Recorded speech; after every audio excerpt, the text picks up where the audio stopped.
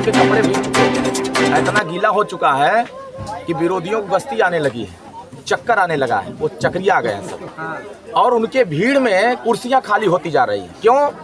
बड़े बड़े स्टार आ रहे हैं, पता नहीं कहाँ से लेके आ रहे हैं, सैफई से, इटावा से, मैनपुरी से, एटा से, कासगंज से, उधर से ला करके यहाँ दिखा रहे हैं। और उनकी भाषण सुनने के लिए कोई जाने को तैयार नहीं है।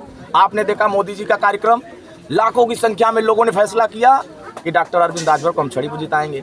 माननीय योगी आदित्यनाथ जी के कार्यक्रम मोहम्मदाबाद में था, जो अफवाह विरोधी फैला रहे थे, ये जा रहे हैं उधर, वो जा रहे हैं उधर, सारे अफवाहों पर विराम लगाकर योगी जी ने कह दिया कि ये छड़ी ये एनडीए की सहारा है और घोसी लोकसभा क्षेत्र के हर मतदाता की सहारा है। तो भाषा अभी से बोल रहे हैं, उनको यह पता है कि हम चुनाव हार रहे हैं।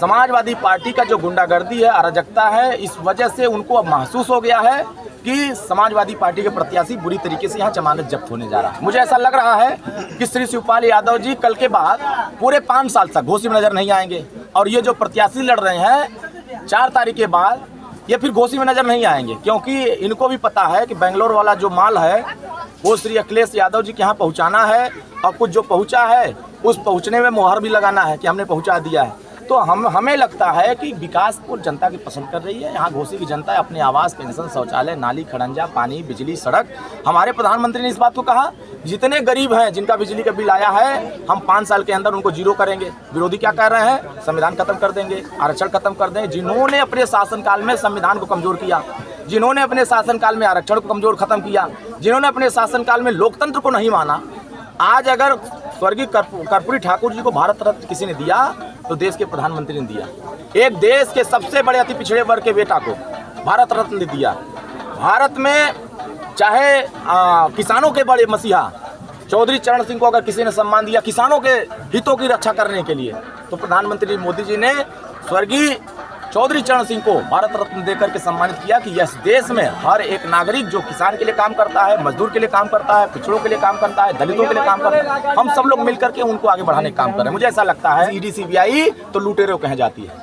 ये लूट करके जो बेंगलोर से लूट करके यहाँ के लोगों को लूट करके या बेंगलोर में जो बनाए हैं, उसी लूट को बचाने के लिए सारे भ्रष्टाचारी एक हो गए। और मोदी जी, योगी जी, माननीय ओम प्रकाश राजभर जी और सुहेलदेव भारतीय समाज पार्टी, एनडीए गठबंधन इन्हीं भ्रष्टाचारियों पर प्रहार कर रहा है कि यहाँ छड़ी की इतनी गर्मी पैदा हो गई है, मोदी जी की इतना सुनामी चल रही है कि पता नहीं कहाँ साइकिल वाइकिल उखाड़ उखाड़ के फेंका गई है।